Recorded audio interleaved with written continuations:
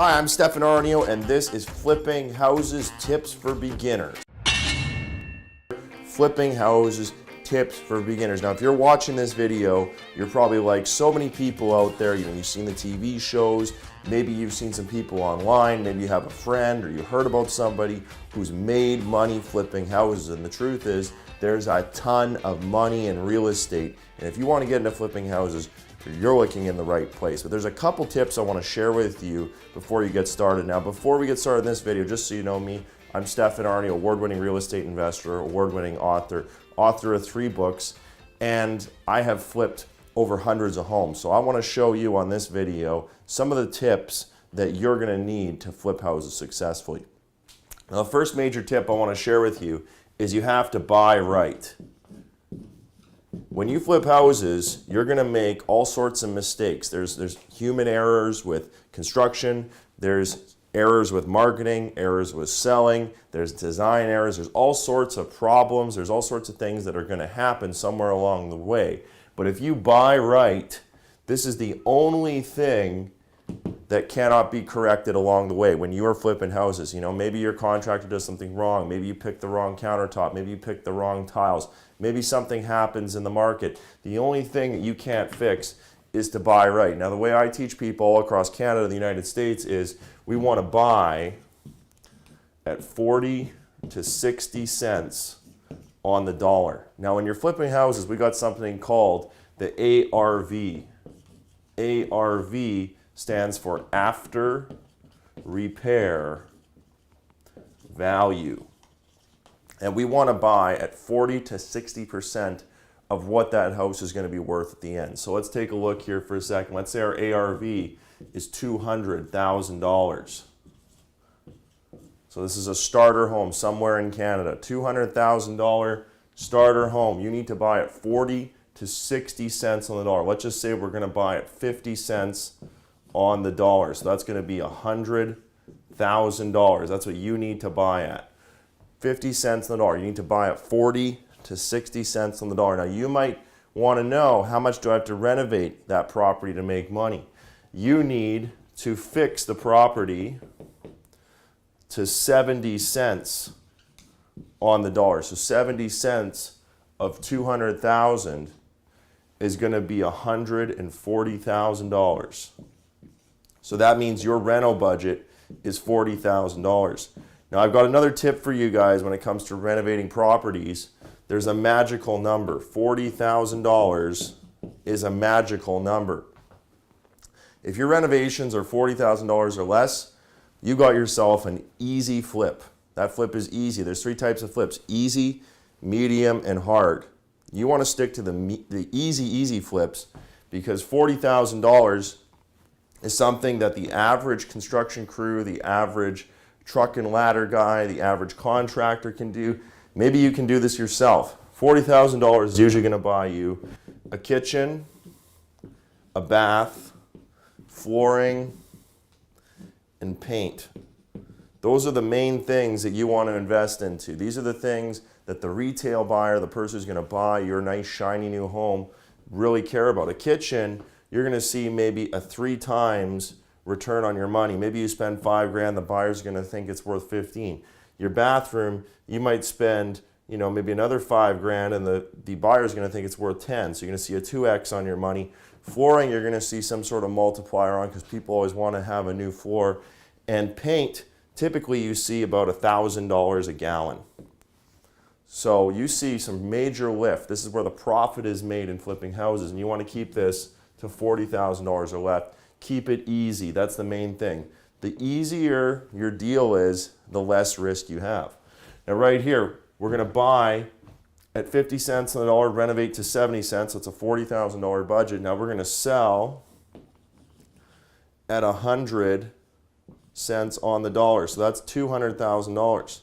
Now, you might be looking at this and you might say, hey, Stefan, that sounds great, but where can I buy a thing that's worth $200,000 for $100,000? Now, let me take it over here. We've got 3 ways that we buy real estate at a discount. So this is called wholesale real estate over here. There's 2 ways to buy real estate. There's retail, which is probably from an agent or on the MLS. So when you're looking at homes online, when you're looking at homes through ComFree or through Remax or through Century 21 or any of these brokerages, a lot of the homes are retail. Retail is not where you need to be buying. You need to be buying at wholesale. So retail is typically at a minimum 8 to 10% higher than you can get wholesale. Wholesale would be direct from the seller usually. When you can cut out the agent and buy direct from the seller, you're probably going to save yourself anywhere from 8 to 10% of what you normally would have paid. And your profit in this model is going to be about 10 cents on the dollar. So that's your entire profit, is simply by going direct, wholesale, to the person who's selling it from you. Now, there's 3 reasons why people sell real estate at a discount when you're buying wholesale. Here's the 3 reasons why people sell for less. Right here, we've got the 3 Ds. Death, we've got divorce, and we've got downsizing. Those are the 3 reasons why people will sell a $200,000 house for $100,000. And you might say, oh, but I don't want to take advantage of people. I don't want to hurt people. I don't want to take their money. Now here's the thing, guys. When people die, they died anyways. When they're having a divorce, they're having a divorce anyways. When they lost their job, they lost their job anyways. You didn't cause any of these things. You're simply providing a service. You're providing liquidity to these people. You're buying the home off these people for what they're willing to take today. Now these are the 3 motivators, the motivators of what makes people motivated to sell their real estate for less. My office is doing between 1 to 2 deals like this every single week, and this is how people get motivated to sell. You know, with downsizing, you might be getting a bank foreclosure. And some people might say, oh, but there's no bank foreclosures in Canada. There are a lot of foreclosures. There are a ton of foreclosures in Canada, but you have to be trained to find them. So bank foreclosures do happen. Divorce, this is a real on-trend thing. Roughly 50% of couples are getting divorced. Death, we have people dying every day. So there is deals happening every day. But if you're not getting them, it's because you're not trained to see them. So we're going to buy at 40 to 60 cents on the dollar. We're going to renovate for the magical $40,000, $40,000 or less. So you're going to be in it for $140. We're going to sell at $200,000. And the cost to sell, now it's going to cost us something to sell. So over here, the cost to sell is going to be about 10% of the ARV. So it's going to cost us roughly $20,000. I'm going to do some erasing over here. It's going to cost us roughly $20,000 to sell. Now let me break that down for you guys. So $20,000 is cost to sell. So that's roughly 10%. Now that 10% cost to sell breaks down into about 4 categories. You got 4%, this is your realtor commissions. Now you might say, oh, but my realtor gets 5, or in my market we pay 7 and 3, or some other thing. This is your budget for realtor commissions. That's what you're going to pay. If the realtor wants 5, you can say, no problem, I guess I'll hire another realtor. Do you want to take 4? Many realtors all across the country will take a 4% commission. It's a very fair commission. 3% is for discounts and staging. Now, discounts and staging, you cannot ever plan on selling your home for full price. So you need to build in a discount. The discount is there so that maybe you sell at $195, you're still on budget. Maybe you sell at $194, you're still on budget. You have a 3% discount built in, plus you have your staging costs.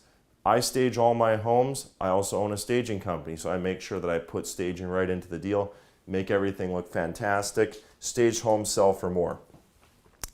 Now the final thing here is 3% for transactional costs. So transactional costs, this includes, I'm going to come over here.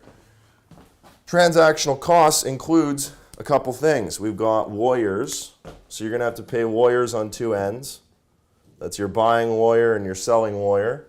You're going to have your heat, you're going to have hydro, you're going to have water.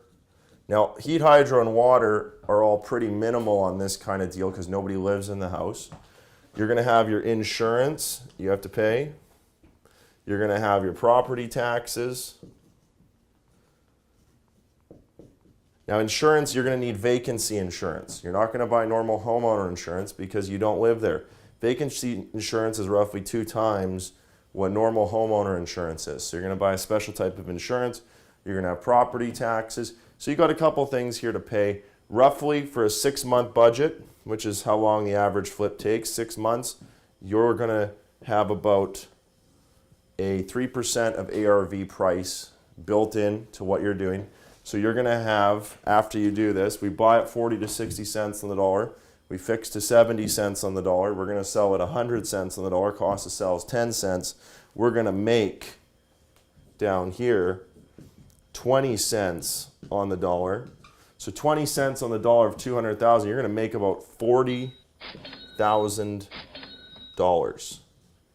Now, I don't know about you, but I live in Canada. I live in Winnipeg, Manitoba. Average personal income in Winnipeg is about $35,000 a year.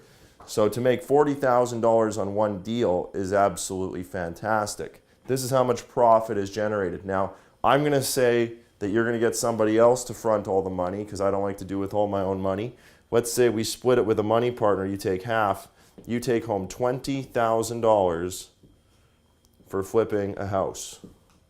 $20,000 in a 6 to 9 month time period to get a property bought, fixed, and sold, I think is a very good profit. So this is a little overview. Flipping houses, tips for beginners. I just gave you the entire business from beginning to end. This is exactly the numbers. This is how you have to do it. This is a great way to get started. And these numbers work. These percentages work all over Canada and all over the US. I'm Stefan Aarnio. Respect the grind. Like, share, comment, subscribe to my channel. We'll see you on the next video.